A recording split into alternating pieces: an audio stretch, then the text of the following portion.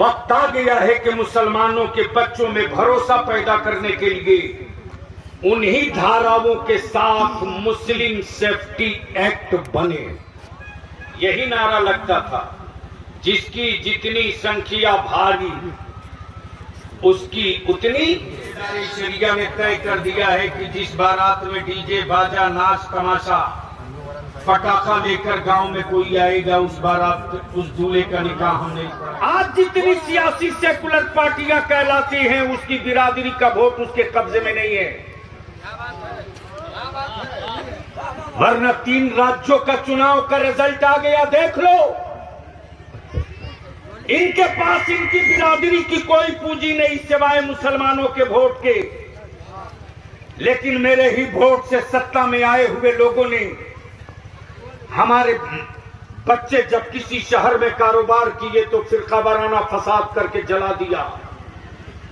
हमारे बच्चों को पढ़ने के लिए न स्कूल दिया न कॉलेज, हमारी औलादों के लिए न कोई आईटी दी न मेडिकल कॉलेज, हमारे बच्चों के लिए न पुलिस में जगह, न बीडीओ में, न सीओ में, न कलेक्टरिएट में, न सेक्रेटेरिएट में। और ये कह करके कान पकड़ के भगा दिया कि ये तो अनपढ़ है, गवार है। मैंने ये भी देखा है कि जिसके बेटे के पैर की चकरी गायब है वो दारोगा में बहाल हो सकता है, और मुसलमान का बच्चा छत से 4 मंजिला कूद के गुंडा पकड़ ले, उसको पुलिस में भी जगह नहीं मिल सकती है। आखिर ये कब तक, ये कब तक? अगर ये सहते रहने के लिए जिंदा हो तो सहो, चीखो मत। अगर ये सहते रहने के लिए जिंदा हो तो सहो, चीखो मत। मैं पूछता हूं मुसलमान, मुझको बताओ,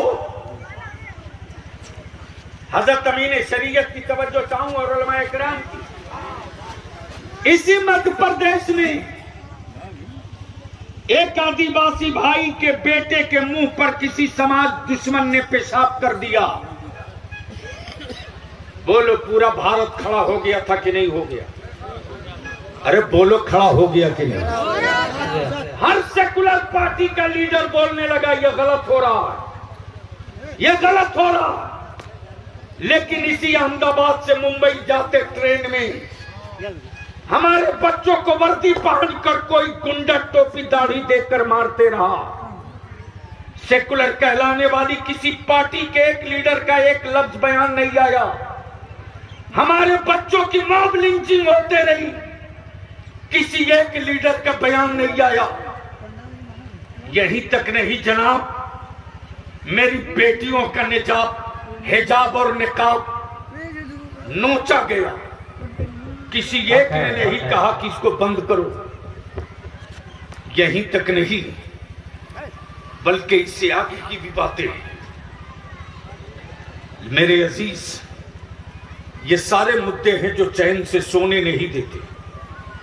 और अब तो क्लियर हो गया, किसी भी सेकुलर पार्टी के लीडर के पास आदिवासी भाई के बेटों के मुस्तकबिल की फिक्र है, अति पिछड़ा भाइयों के बेटों की फिक्र है, दलित भाइयों के बेटों की बात हो रही है। लेकिन कोई भी सियासी सेकुलर पार्टी मुसलमानों के बेटों के मुस्तकबिल की बात नहीं कर रहा। इसलिए नहीं कर रहा कि इसको तो सियासी एतबार से विकलांग बना दिया, ये जाएगा कहां?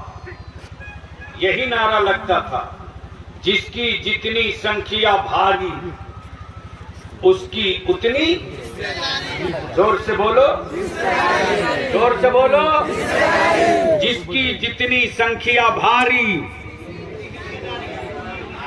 तो मैं बोल रहा हूं जिसकी जितनी संख्या भारी, आप पूरी ताकत से बोलो बुलंद होकर, उसकी उतनी हिस्सेदारी। जिसकी जितनी संख्या भारी उसकी उतनी हिस्सेदारी। जोर से बोलो, एक एक की आवाज आनी चाहिए। जिसकी जितनी संख्या भारी उसकी उतनी हिस्सेदारी। जिसकी जितनी संख्या भारी। 18% है बिहार में। कितना परसेंट? तो जब 3% वाला हुकूमत बना सकता है 6% वाला 4 मंत्रालय ले सकता है। 12 से 13% वाला डिप्टी सीएम से लेकर 9 मंत्रालय ले सकता है। तो बलियाबी ने भी तय कर लिया है, इदारे शरिया ने भी यहद कर लिया है, जिसकी जितनी संख्या भारी जिसकी जितनी संख्या भारी, इसी 18% के एतबार से कॉलेज में भी लेंगे, स्कूल में भी लेंगे, पुलिस में भी लेंगे, बीडीओ सीओ में भी लेंगे, दरोगा एसपी में भी लेंगे, कलेक्टर डीएम में भी लेंगे, कॉलेज में भी लेंगे, मेडिकल में भी लेंगे। तब ये लड़ाई होनी चाहिए कि नहीं होनी चाहिए? जोर से बोलो, होनी चाहिए कि नहीं? कब तक सेंटरिंग की कांटी ठोकोगे?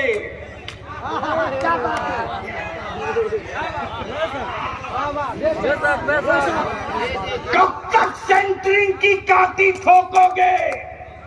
एक बार इदारे शरीयत का झंडा थाम लो, ऐसी कांटी ठोकूंगा, ऐसी कांटी ठोकूंगा कि दोबारा तेरे सामने कांटी ठोकने की बात तो दूर, अपना छप्पर भी खड़ा करने की हिम्मत नहीं जुटा पाए। तो मुझको बता दो आखिरी बात कि इस वक्त दलित भाइयों की जमीन जायदाद मकान बेटा भतीजा को कोई आंख दिखा सकता?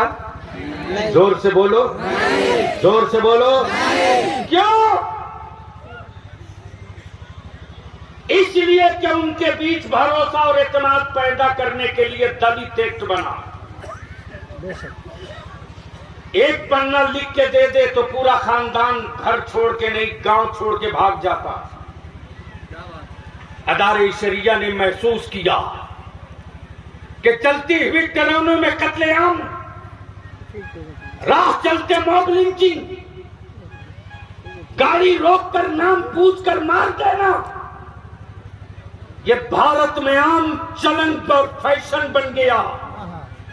अदालतें चुप हैं, कोर्ट खामोश है, पुलिस प्रशासन हाथ पर हाथ देकर मुखदर्शक है। इसलिए कि उसके मां की गोद वीरान नहीं, मेरी मां की गोद वीरान हुई। तब इदारे शरिया ने तय किया कि भारत के मुसलमानों के बीच एतमाद और भरोसा पैदा करने के लिए जिस तरह दलित भाइयों के बीच भरोसा जगाने के लिए दलित एक्ट बना है, वक्त आ गया है कि मुसलमानों के बच्चों में भरोसा पैदा करने के लिए उन्हीं धाराओं के साथ मुस्लिम सेफ्टी एक्ट बने। जोर से बोलो, ये बनना चाहिए कि नहीं? इसके लिए अगर आंदोलन करना पड़े तो करोगे कि नहीं? जेल चलना पड़े तो चलोगे कि नहीं? चक्का जाम करना पड़े तो करोगे कि नहीं? और अगर कोई इदारे शरिया बड़ा फैसला ले ले तो इदारे शरिया का फैसला मानोगे या पार्टियों की नौकरी करोगे? अगर बलियाबी कोई फैसला ले तो मानोगे कि नहीं मानोगे? अगर मेरे उलमा फैसला ले तो मानोगे कि नहीं मानोगे? इसलिए जिसके जिसके पास व्हाट्सएप फेसबुक है, सारे लोग एक दूसरे को ये पैगाम दो कि अब तक हम पार्टियों का झंडा लेकर निकलते रहे, उम्मत को मुत्तहिद करने के लिए मुस्तफा अव्वल भी है, मुस्तफा आखिर भी है। इसलिए हमने किसी एक सिंबल का झंडा नहीं लिया, नबी की इज्जत और नामूस का झंडा उठाया है। अब तक पार्टियों का झंडा लेकर निकले थे, अब मुस्तफा की इज्जत का झंडा लेके। तो ये कानून बनना चाहिए कि नहीं बनना चाहिए? तीसरा है आबादी के हिसाब से मुसलमानों के बच्चों को हिस्सेदारी मिलनी चाहिए कि नहीं? मिलनी चाहिए। उर्दू की जो खाली जगहें हैं उसको भरनी चाहिए कि नहीं? 2459 मदरसे जो कैबिनेट हो चुके, बड़े बाबू छोटे बाबुओं के चक्कर में फंसा के रखा है, इसको क्लियर होना चाहिए कि नहीं? होना चाहिए। जो मुस्लिम इलाके एरियाज हैं उन इलाके में कॉलेज स्कूल बनना चाहिए कि नहीं? बनना चाहिए। जिस तरह अति पिछड़ा दलित भाई के बच्चों के लिए हॉस्टल बनाए हैं, हम इस स्टेज से कहेंगे बिहार के वजीर आला मुख्यमंत्री नीतीश कुमार साहब से, हम एहसान फरामोशों में नहीं। आपने कुछ काम किया, कुछ काम बच गया है, उसको भी कर दीजिए। आपने शराब के खिलाफ कानून बनाया, पूरी दुनिया में डंका बज गया। आप 2 कानून विधानसभा में लाइए, एक नबी की इज्जत का तहफ्फुज का कानून और दूसरा मुसलमानों के सेफ्टी एक्ट का कानून। पूरे वर्ल्ड में आपका डंका बजने लगेगा, दुनिया देखते रह जाए। तो बोलो, ये बिहार हुकूमत से बात करनी चाहिए कि नहीं करनी चाहिए? नीतीश कुमार जी से ये मुतालबा करते हो कि नहीं करते हो? आखिरी बात, उर्दू टीईटी हमारे बच्चे एग्जाम दिए और देने के बाद वो बच्चे हमारे ग्रेस मार्क्स और आपसी चपकल इसकी वजह से पीछे रह गए। उर्दू की बहुत सारी यूनिटें खाली है, वो भरनी चाहिए कि नहीं भरनी चाहिए? भरनी चाहिए। हाँ, जो मदरसा माफिया है, न बिल्डिंग है, न इमारत है, न जगह है, उसको बंद कीजिए, हम भी आपके साथ हैं। लेकिन जिन मदरसों के पास बिल्डिंग है, इमारत है, जमीन है, उनकी जगह उन मदरसों को इस ऑन स्पॉट खड़ा मंजूरी दे करके इमदादी कीजिए। मैं आपका शुक्रिया अदा करता हूं। अब आखिरी बात पूछ लो, ये जहेज रुकना चाहिए कि नहीं रुकना चाहिए? जोर से बोलो, रुकना चाहिए कि नहीं? रोकोगे? कितने लोग रोकोगे? हाथ उठा लो, उठाए रखो। जिनका बेटा कुंवारा है और इस तहरीक का हिस्सा बनना चाहते हैं वो खड़े। जहेज का डिमांड नहीं करेंगे, वो खड़े हो जाइए। कौन, कितने लोग हैं? 17। बाकी लोग जितने बैठे हैं सब अपने बेटे की शादी कर चुके हैं। इसका मतलब मन में अभी बेईमानी है। बेटा ने ही पैदा किया, बच्चों तेरे बाप ने तुझको जानवर समझ रखा है, बेचेगा।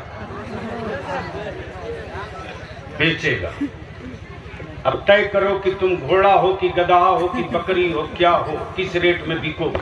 बताओ कि जिस बारात में डीजे बाजा पटाखा आतिशबाजी आएगी उस बारात में जाओगे? जोर से बोलो, जाओगे? जोर से बोलो, जाओगे? जितने नौजवान जहेज नहीं मांगेंगे वो खड़े हो जाएं। तो अब ये बात फाइनल है। अब इसी के साथ मैं अपने उलमा से अपील करूं, डरिए मत।